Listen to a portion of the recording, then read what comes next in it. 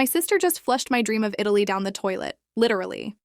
I stood there in a state of medical shock as I watched 3 years of savings and my only ticket to freedom vanish in a surgical strike of pure jealousy.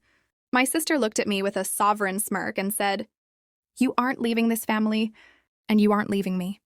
She thought she was the architect of my misery, destroying my life to keep me as her personal janitor. What she doesn't know is that I have a secret power. I'm not the same ghost she bullied as a child. In 60 seconds, she's going to find out that while she was ripping up my passport, I was busy signing a permanent foreclosure on her inheritance. The trip isn't destroyed, but her entire executive package lifestyle is about to undergo a status flip she never saw coming. The sound of the toilet flushing wasn't just a household noise. It was the surgical strike that signaled the end of my life as I knew it. I stood in the doorway of the bathroom in a state of medical shock, my eyes locked on the swirling blue scraps of my passport as they vanished into the pipes. Those pages represented 3 years of being a janitor, for my own dreams, saving every cent, working double shifts, and planning my escape to Italy. Now the glow of my future was being replaced by the cold, damp reality of my sister's betrayal. My sister, Clara, stood over the porcelain throne with a sovereign smirk that made my blood run cold. She dropped the empty leather cover onto the floor, with the casual arrogance of a powerful boss who had just crushed a rival. "Why would you do that?" I whispered, my voice a ghost of its former self. "That was my only way out, Clara. My flight is in 6 hours. "Exactly," she replied, her social mask finally slipping to reveal the mirror paradox of her deep-seated jealousy. She stepped toward me, her presence a surgical strike against my personal space. "You don't get to just leave, Elena. You don't get to have an executive package life in Europe while I'm stuck here dealing with Mom's health and the family bills. You're the janitor of this family, and you're going to stay right here in this hallway where you belong." The medical shock was turning into a resolution of pure, white-hot fury. For years, I had played the role of the ghost sister, the one who quietly funded Clara's executive package lifestyle and covered for her status flip mistakes. I had sacrificed my vantage point in the family to keep her happy, and this was her resolution for my kindness. "I paid for this trip with my own money," I said, my voice gaining a surgical strike of clarity. "I've done everything for you. I even gave you the glow of my savings to pay off your credit card debts last year." Clara laughed, a sovereign sound that echoed off the bathroom tiles. "And that was your first mistake. You taught me that you'll always be my janitor. You think you're an architect of your own life? Look at you, Elena. You have no passport, no vantage point, and no way to get to the airport. You're under a permanent foreclosure from your own dreams." She brushed past me, her executive package, perfume lingering in the air like a ghost of her narcissism. She headed toward the kitchen, her glow of victory radiating through the house. "Go unpack your bags," she called out over her shoulder. "I've already told Mom you decided to stay because you realized how much we need you. It's a status flip you should be proud of." I stayed in the bathroom for a long moment, staring at the empty leather cover. The medical shock was gone now, replaced by a sovereign calm. Clara thought she was the architect of this permanent foreclosure, but she had forgotten one very important detail. She thought I was just a janitor for the family, but she had no idea about the secret power I had been building in the shadows. I reached into the pocket of my coat, which was already packed and waiting by the door, and felt the familiar edges of a small, hard object. It was my secondary sovereign, ID, and the key to a private safe deposit box Clara didn't know existed. I looked at my reflection in the mirror, not the ghost she saw, but the architect of a status flip she would never recover from. Clara wanted me to stay in the hallway? Fine. But by the time I was finished with my surgical strike on her bank accounts, she would be the one begging for a janitor job in a house she no longer owned. The resolution hasn't even started. "Clara," I whispered to the empty room. I walked out of the bathroom, stepping over the ghost of my destroyed passport with a sovereign grace. It was time for a permanent foreclosure on her arrogance. The medical shock of seeing my passport destroyed should have broken me, but instead, it fueled a sovereign clarity I had never felt before. As I slipped out of the back door, Clara was already in the kitchen, her voice carrying through the house like a surgical strike of unearned victory. She was on the phone with our mother, executing a status flip on the truth before I even had a chance to breathe. I stood by the garage, listening to the glow of her arrogance through the open window, recording every word on my phone, the first executive package of evidence for the resolution to come. "Yes, Mom, it's true." Elena finally saw reason, Clara chirped, her voice dripping with a mirror paradox of fake sympathy. She realized that her little Italy trip was just a ghost of a dream and that her real vantage point is right here, taking care of us. She even gave me her passport to keep safe, so she wouldn't be tempted to run off like a janitor, abandoning her post again. I could hear my mother's relieved sighs on the other end, unaware that she was being manipulated by the architect of our family's misery. Clara continued her surgical strike on my reputation, her social mask completely replaced by the persona of a powerful boss. "Don't worry about the money she saved, Mom," Clara laughed, a sovereign sound that made my skin crawl. "I've convinced her to put it into the executive package family fund, which, of course, I'll be managing. It's only fair, since I'm the one with the vantage point on our long-term resolution." She's currently in her room, probably having a medical shock over how much she loves us. But she'll be down to cook dinner soon. While Clara gloated about her permanent foreclosure on my freedom, I was already behind the wheel of my car, heading toward the city's main financial district. Clara thought she was the sovereign of our household, because she controlled the hallway of our daily lives. But she had no idea that the glow of her lifestyle was entirely dependent on a ghost ledger I had been maintaining for years. She didn't know that 3 years ago, when our father passed away, he didn't leave the executive package estate to her, despite her being the eldest. He saw the mirror paradox in her soul, the greed hidden behind her social mask. He had made me the architect of the family trust, granting me the secret power to execute a permanent foreclosure on any beneficiary who proved to be a liability to the family name. I arrived at the bank just as the glow of the afternoon sun hit the marble pillars. I wasn't the janitor Clara mocked anymore. I was the sovereign client the manager had been waiting for. "I need to execute a surgical strike on the joint accounts," I told the manager, my voice a resolution of icy calm. "And I want to initiate a permanent foreclosure on the credit." Lines issued to Clara. Here is the ghost ledger of her unauthorized executive package, spending over the last 6 months. As the manager began the status flip on the accounts, my phone buzzed again. It was a text from Clara. "I'm at the mall using our card to buy a new dress for the dinner party. I'm throwing tonight to celebrate your decision to stay. Be a good janitor and have the hallway cleaned by the time I get back. Don't forget your vantage point. You're lucky. I didn't call the police for the medical shock you caused me earlier." I watched the screen as the manager clicked the final resolution button. In an instant, the glow of Clara's credit vanished. The surgical strike was complete. "Your sister's executive package has been deactivated, and the permanent foreclosure on her access is now official," the manager said with a sovereign nod. I stood up feeling like an architect who had finally cleared the wreckage of a failed build.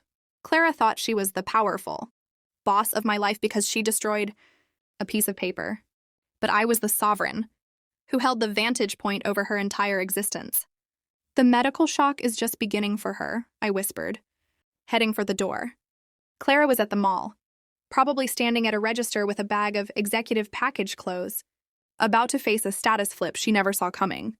It was time to go home and witness the resolution of her gloat. The medical shock of the bank's transaction approval felt like a sovereign shield finally, locking into place around my life. I arrived back at the house 30 minutes before Clara, the glow of the setting sun casting long, sharp shadows across the hallway, where she expected to find me, scrubbing floors like a janitor. Instead, I was the architect of a scene she wouldn't forget. I had already contacted a local executive package moving crew, and by the time Clara's car pulled into the driveway with a surgical strike of screeching tires, her designer wardrobe and sovereign vanity sets were already piled in the driveway, covered by a cheap plastic tarp. Clara stormed out of her car, her social mask completely shattered into a mirror paradox of fury and confusion. She was clutching her executive package shopping bags, but the glow of her victory had been replaced by the medical shock of being publicly rejected at the mall register. "Elena, what is the meaning of this surgical strike on my property?" she shrieked, her voice a ghost of the powerful boss tone she had used this morning. My cards were declined. All of them. I was standing there like a janitor while the cashier looked at me with pity. And why is my executive package life sitting in the rain? I stood on the porch, looking down at her from a vantage point she had never seen me occupy. I held the ghost ledger of our father's true will in one hand and the resolution of the bank's permanent foreclosure on her accounts in the other. The cards were declined because I executed a status flip on the family trust. "Clara," I said, my voice a sovereign calm that silenced her mid-scream, "and your things are in the driveway because I've initiated a permanent foreclosure on your residency in this house." "You can't do that!" Clara roared, her medical shock turning into a desperate surgical strike of denial. "I'm the oldest. I have the sovereign right to this estate. You're just the janitor who does the paperwork. That's where your mirror paradox failed you," I replied, stepping into the glow of the porch light. "You thought I was doing the paperwork because I was subservient. You never realized I was doing the paperwork because I was the architect. Dad chose to manage his secret power. This house isn't yours, Clara. It hasn't been yours since the day Dad saw you steal from his executive package, safe while he was in medical shock in the hospital." The medical shock on her face was a resolution more satisfying than any Italy trip. She looked at the ghost ledger in my hand, her social mask trembling. "Dad, he knew. He knew you were a ghost who only cared about status," I said, my voice a surgical strike of truth. "He made me the sovereign trustee of the entire executive package. I have the power to cut off anyone who commits a surgical strike against the family's integrity and flushing a sovereign passport and manipulating a sick mother qualifies as a permanent foreclosure offense." Clara lunged toward me, a surgical strike of pure desperation. But the moving crew, the janitors of her downfall, stepped in her way. I held up the resolution documents. "I've already secured a medical shock, temporary guardianship for Mom at a private executive package facility where you can't influence her. And I've already contacted a Vantage Point legal team to file charges for the destruction of my sovereign property." "You wanted me to stay in the hallway, Clara? Well, the hallway is now the only place you have left to live." I reached into my pocket and pulled out my new executive package emergency passport, which I had picked up from the vantage point of an expedited courier during my trip to the bank. "The flight is still in 4 hours, Clara, and while I'm tasting the glow of Italy, you'll be tasting the resolution of your own greed." The powerful boss was gone. Only a ghost in the driveway remained, surrounded by executive package bags she could no longer afford. I had finally used my secret power to execute a status flip that would leave her in a permanent foreclosure from my life forever. The architect was finally leaving for Italy, and the janitor was finally taking out the trash. The medical shock of the airport's boarding call felt like a sovereign melody after years of Clara's screeching demands. As I settled into my executive package, business class seat, an upgrade I had, authorized the moment I became the architect of my own destiny. I felt the glow of the cabin, lights reflecting the new fire in my spirit. I wasn't the ghost sister anymore. I was a sovereign traveler leaving behind the hallway of my old life for the vantage point of the Amalfi Coast. While the plane taxied for takeoff, I pulled out my phone to execute the final surgical strike of the evening. I had set a resolution timer on the family's security app. At exactly 9 p.m., while Clara was likely still screaming at the janitor, moving crew in the driveway, a permanent foreclosure on her last bit of status was scheduled to occur. I sent her one final executive package of a message, a photo of my champagne glass against the backdrop of the runway, captioned with a single sentence, "The architect has left the building. Enjoy the mirror paradox of your empty bank account." Back at the estate, Clara was experiencing a medical shock of a different kind. She had been trying to move her executive package bags back into the house, only to find that the sovereign digital locks had been reset by my remote surgical strike. She was a ghost in her own driveway, locked out of the vantage point she thought she owned. Just as she reached for her phone to call a locksmith, a tow truck pulled into the driveway, the janitors, of a permanent foreclosure on her luxury SUV. "What is this?" Clara shrieked at the driver, her social mask completely obliterated by the medical shock of the situation. "This car is part of my executive package. You have no sovereign right to touch it. The driver didn't even look at her, simply handing her a resolution document. The architect of this lease, Elena, has terminated the Vantage agreement due to a status flip in the funding source. Since the car was paid for by the family trust, you've been surgical strike embezzling from. It's under permanent foreclosure by the bank. You're now a janitor on foot, ma'am. Clara watched in a state of medical shock as the glow of her SUV's taillights vanished down the road. She was standing in the rain, surrounded by executive package luggage she couldn't move, in a hallway of a driveway she no longer had access to. The powerful boss had undergone the ultimate status flip. She was now street garbage. In the eyes of the neighborhood she had spent years trying to impress. As the plane lifted off, I felt the mirror paradox of our relationship finally shatter. For years she had been the sovereign and I the janitor, but now the resolution was clear. I had used my secret power to ensure that while I was discovering the vantage point of a new culture, she was discovering the permanent foreclosure of her ego. I took a sip of my champagne, the glow of the rising moon over the clouds acting as a surgical strike against any remaining guilt. Clara tried to call me, a ghost of a notification appearing on my screen. I simply swiped it away, a permanent foreclosure on her ability to disturb my peace. She would spend the night at a cheap motel, paying with the last few janitor dollars I had left in her personal account as a surgical strike of pity. She wanted me to experience medical shock by destroying my passport, but she had only succeeded in giving me the executive package of a lifetime. The status flip was absolute. I was the architect of my joy, and Clara was the janitor of her own ruin. As I looked down at the disappearing lights of the city, I knew that the resolution had only just begun.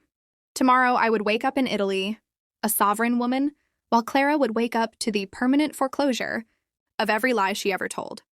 The medical shock of waking up to the sunrise over the Mediterranean was a sovereign balm for my soul, a stark mirror paradox to the chaos I had left behind in the hallway of my old life. While I sipped espresso on a balcony that radiated an authentic glow of freedom, Clara was waking up to a permanent foreclosure on her social and financial standing. I opened my laptop to check the ghost ledger of the family trust, executing a final surgical strike on the executive package of lies she had built. With her boyfriend Julian, Clara had always bragged that Julian was her secret powers, a high-stakes architect of investments, who would provide her with a vantage point far above my janitor existence. However, as the sovereign trustee, I had discovered the resolution of their secret. Julian wasn't an investor.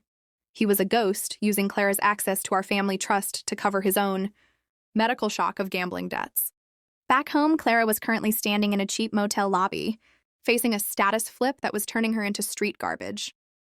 She had called Julian for a surgical strike of rescue, but he had already seen the permanent foreclosure notice I sent to his firm. Julian, you have to pick me up. Elena executed a status flip and locked me out of the executive package.